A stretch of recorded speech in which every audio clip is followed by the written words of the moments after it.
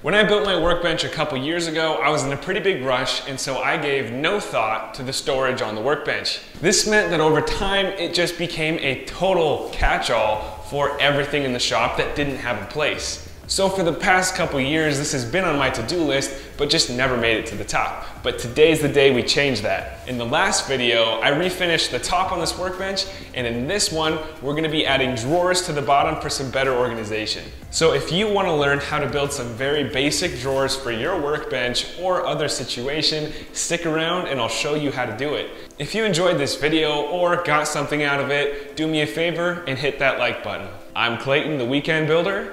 Let's get into it. Your biggest expense for this project is undoubtedly going to be the plywood and the drawer slides you need to get. I'm building my drawer boxes and cabinets out of 3/4 inch plywood. And for the slides, I'm using these 18-inch full extension drawer slides. These are going to work great. I found a really good deal on Amazon for a set of 5 pairs of these, so I'll have a link to that in the description if you're looking for some drawer slides of your own. And to assemble everything together, we're going to be using these 1¼ Kreg pocket hole screws and these 2-inch construction grade wood screws.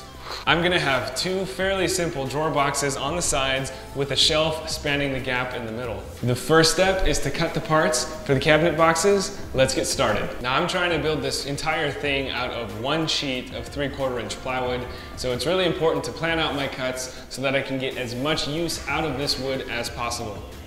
The first thing I'm going to do is cut all of the side panels for both of the cabinets, and then I'm going to cut a piece for the shelf that spans the gap in between the 2 cabinets. The next thing I'm going to do is cut the tops for both of the cabinets and then some stretcher pieces so that I can space everything out and add some needed support. So I have all of my pieces cut for the cabinet carcasses, and it's now time to start assembling. To join these pieces together, I'm going to be using pocket holes, and for that, I'll be using my Kreg jig. In order to use the Kreg pocket hole jig correctly, you first need to make sure that it's set to the correct thickness of the material that you're using. Next, we need to set the stop collar on our drill bit so that it stops at the appropriate depth. To do that, you use the included Allen key, loosen the collar, move it to the 3/4 inch marker, and then tighten it back down. Next, you'll attach your clamp into the slot, clamp it down to your workpiece, and drill the hole. Now that we have our pocket holes drilled in all of our different pieces, we can start assembling our drawer cabinets.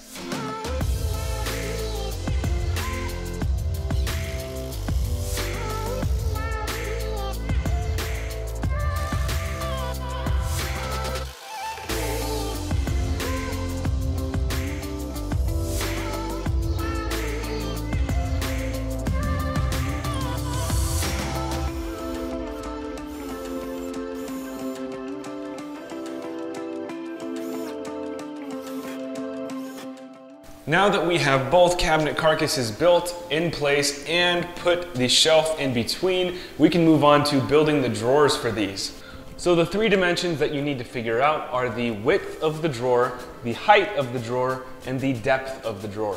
To figure out the height for the drawer, I like to take the height for the cabinet and then subtract 1 inch per drawer. So it looks like my drawer is 21 inches tall. I'm going to be putting 2 drawers in this space, so what I'm going to do is subtract 2 inches, which gives us 19 inches, and I'm going to divide that in half. So now I have 9.5 inches. Now I know that both of my drawers are going to be 9.5 inches tall. The next thing we want to measure is how deep they're going to be. I made these carcasses 19 inches deep, which means they'll accept an 18-inch drawer perfectly, as well as those 18-inch drawer slides. So I'm gonna make mine 18 inches long. And the last measurement to know is how wide you want your drawers. And you get this measurement by figuring out how wide it is and then subtracting 1/2 inch per drawer slide. So my cabinet is 18.5 inches on the nose. So I need to subtract 1 inch to include both of the drawer slides, and that means that my drawer is going to be 17.5 inches wide.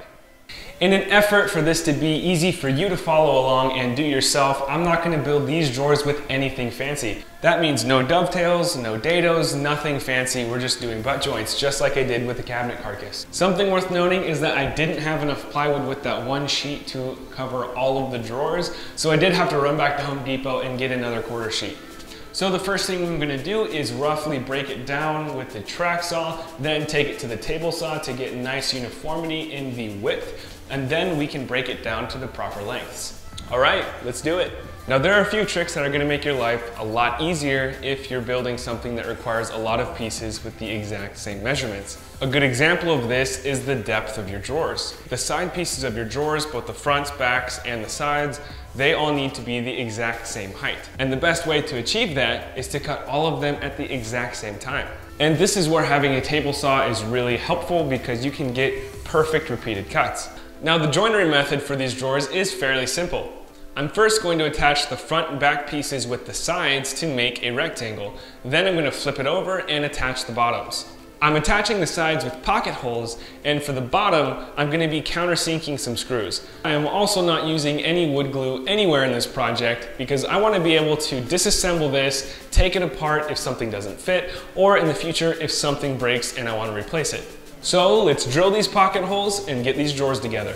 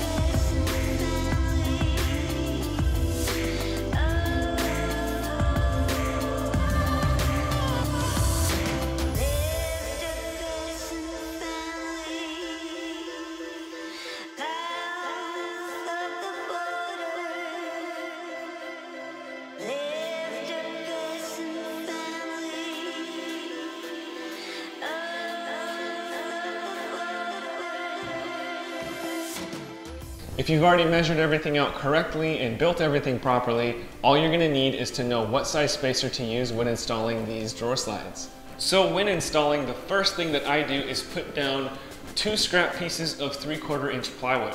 Now make sure that these scrap pieces aren't too short because it needs to support the drawer slide fully. Next, I'm going to grab the drawer slide and detach the portion that attaches to the drawer. With that out of the way, we have access to add the screws.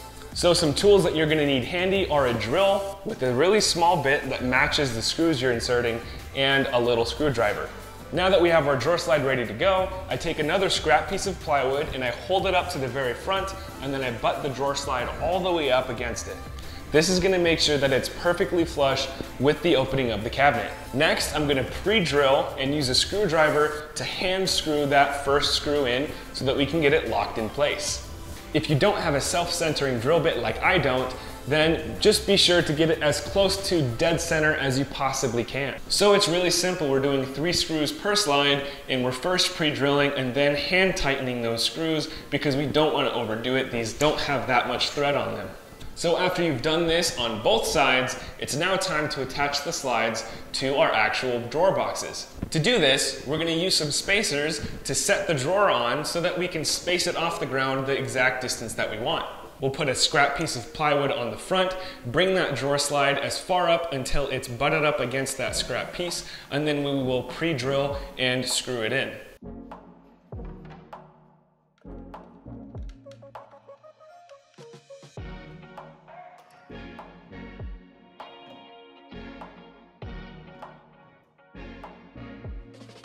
We are almost done. The last thing we need to do is cut some drawer faces, attach those, and then add the hardware. Now making the drawer face for this is super simple. All I'm gonna do is cut a piece to fit the front of this cabinet entirely, and then I'm gonna run and cut it directly in half, and that's gonna give me a really nice 1/8 inch reveal between the 2 drawers. Then I can screw them on, and I'll show you how to attach the hardware.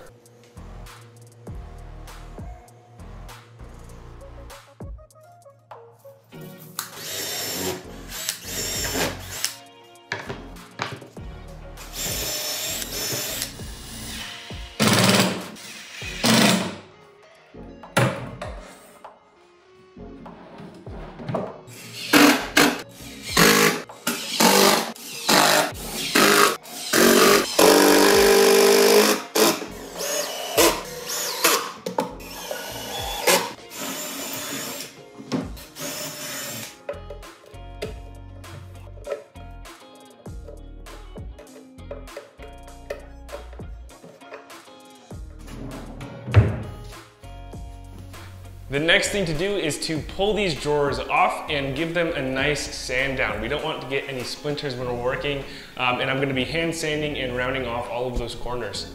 I then gave the face frame a quick sanding to get rid of any burn marks, as well as make everything nice and splinter free as well.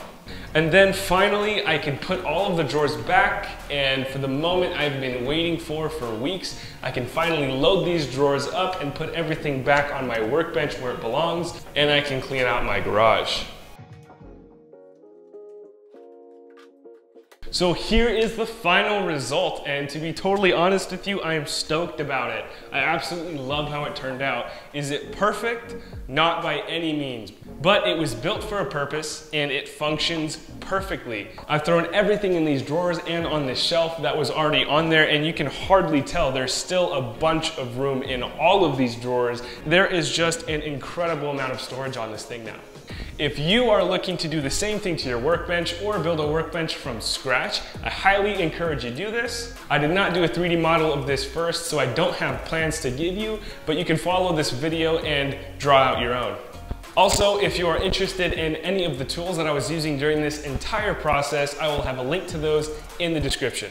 If you enjoyed this video or got anything out of it, please consider subscribing to my channel. I'm Clayton, the Weekend Builder, and I'll catch you in the next one.